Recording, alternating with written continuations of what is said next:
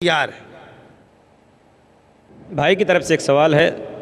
سلطان نام ہے ان کا، بی.کام ان کی تعلیمی لیاقت ہے۔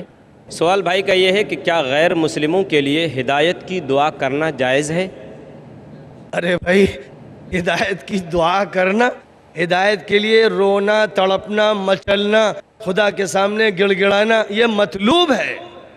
ایک مسلمان کو چاہیے کہ غیر مسلم کو کیسے جنت پہنچائیں، اس کے لیے اللہ کے سامنے روئے، تڑپے، راتوں کو جاگے۔ یہ نبی کی میراث ہے۔ نبی راتوں کو روتے تھے اللہ کے سامنے کہ اللہ، جن لوگوں کو ابھی توحید کا علم نہیں، انہیں توحید کی طرف لے آ، اے اللہ ہدایت عطا فرما، دوزخ سے بچا کر جنت میں داخل فرما۔ نبی یہ کرتے تھے۔ مسلمان اگر نبی کے صحیح نمائندہ ہیں تو غیر مسلموں کے لیے ان کے اندر ویسی تڑپ ہونی چاہیے جیسی تڑپ مسلمانوں کے لیے ہوتی ہے۔ عبدالباری کھانڈیکر SSC تعلیم ہے ان کی، وہ سوال کر رہے ہیں کیا ہم غیر مسلم کو ترجمہ قرآن عربی متن کے ساتھ دے سکتے ہیں؟ غیر مسلم کو قرآن پاک دینا ہی چاہیے۔ حضور پاک علیہ السلام غیر مسلموں کے بیچ میں قرآن پیش کرتے تھے، قرآن سناتے تھے، اور رومن امپائر کے ایمپرر ہرقل کو قرآن لکھ کے بھیجا آپ نے، قرآن کی آیت، اور پرشین امپائر کے ایمپرر کسرا کو قرآن کی آیت لکھ کے بھیجی، اور ایجپٹ کے اس وقت کے گورنر کو مقوقس کو قرآن لکھ کے بھیجا۔ تو قرآن پاک غیر مسلموں کو اگر دیں گے نہیں تو سمجھیں گے کیسے؟ وہ خوابوں میں دیکھیں گے کیا؟ ظاہر ہے کہ قرآن پاک دینا، اس کا ٹرانسلیشن دینا، خاص طور پر اسی مقصد سے کہ وہ قرآن کا مطلب سمجھیں اور جو بات اللہ نے ارشاد فرمائی ہے وہ ان تک پہنچے۔ اس لیے قرآن پاک غیر مسلموں تک پہنچانا چاہیے، انہیں فراہم کرنا چاہیے، اور اس کے لیے اہتمام سے ایسے چھاپے خانے بھی ہوں اور ڈسٹریبیوٹرز ہوں جو ان کے ہاتھوں تک اسے پہنچائیں، تاکہ جو سب کی کتاب ہے وہ سب کو ملے۔ آفاق آزاد بھائی کی طرف سے جو B.Tech الیکٹرانکس ہیں، انہوں نے سوال کیا ہے کہ how do I give approach for دعوت to someone who is atheist, یعنی ہم ملحد کو، جو خدا کو نہیں مانتا، اس کو دعوت کیسے دیں؟ دیکھیے، جو شخص خدا کو نہیں مانتا ہے وہ زیادہ بیمار ہے، اس کی بیماری کے لیے زیادہ اہم کورس کرانا ہوگا، ایسی دوائیں دینی ہوں گی جن سے اس کا یہ مرض دور ہو۔ ابھی وہ اپنی حقیقت کو بھی نہیں سمجھ پا رہا ہے، ابھی وہ اس دنیا کی حقیقت کو بھی نہیں سمجھ پا رہا ہے، وہ اس بات پر غور نہیں کر پا رہا ہے کہ کوئی فیکٹ بغیر فیکٹر کے نہیں، کوئی ایکٹ بغیر ایکٹر کے نہیں، کوئی عمل بغیر عامل کے نہیں، کوئی چیز بغیر بنانے والے کی نہیں۔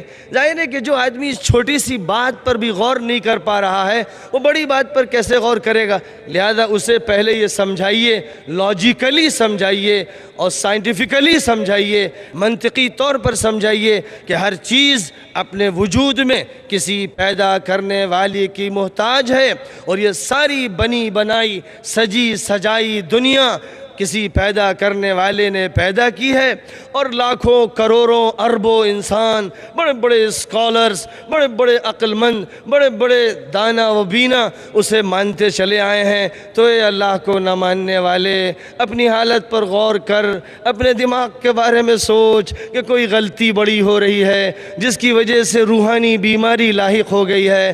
اس اسپریچول بیماری کے علاج کے لیے جو دوائیں ضروری ہیں ان کا استعمال کیا جائے، اور اسے بھی قرآن دیا جائے، انشاءاللہ قرآن ہی سے اسے شفا مل جائے گی، اور وہ قرآن پڑھتے پڑھتے چیخ پڑے گا، اللہ ہے، اللہ ہے۔ انشاءاللہ ابھی یہ آخری سوال ہوگا مولانا کے لیے۔ ایک بھائی اکرام الرحیم خان اسٹوڈنٹ ہیں، ان کا سوال ہے کہ الحمدللہ اس کانفرنس کی وجہ سے اسلام کی دعوت دی جا رہی ہے، لیکن دوسری طرف اسلام کو پھیلانے کے لیے ٹیررزم کا سہارا لیا جا رہا ہے، کیا یہ طریقہ صحیح ہے؟ اگر نہیں تو قرآن اور حدیث کی روشنی میں دین کی دعوت دینے کا صحیح طریقہ بتائیں۔ ارے بھائی، دین کی دعوت کا صحیح طریقہ پیش کرنے کے لیے ہی یہ اسٹیج سجایا گیا ہے۔ 10 دن کا جو پروگرام یہاں ہو رہا ہے، جس کا پہلا دن کل تھا اور آج دوسرا دن ہے، اس میں آپ جب حاضر ہوں گے تو صحیح طریقہ دعوت کیا ہے وہ آپ کے سامنے انشاءاللہ آتا چلا جائے گا۔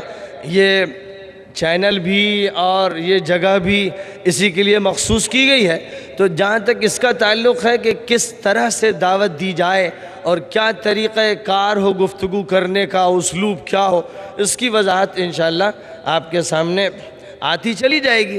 اور جہاں مسئلہ ٹیررزم کا ہے تو آپ سب جان چکے ہیں کہ اس کے پیچھے کیسی زبردست کانسپریسی ہے، اور پردے ہٹ رہے ہیں، بات کھل رہی ہے، پتہ چل رہا ہے کہ ٹیررسٹ جسے کہا جا رہا ہے وہ تو بیچارہ مظلوم و ستم رسیدہ ہے، اور جو اس سے دور ہٹ کر بم دھماکے کرتا تھا اصل ٹیررسٹ وہ تھا۔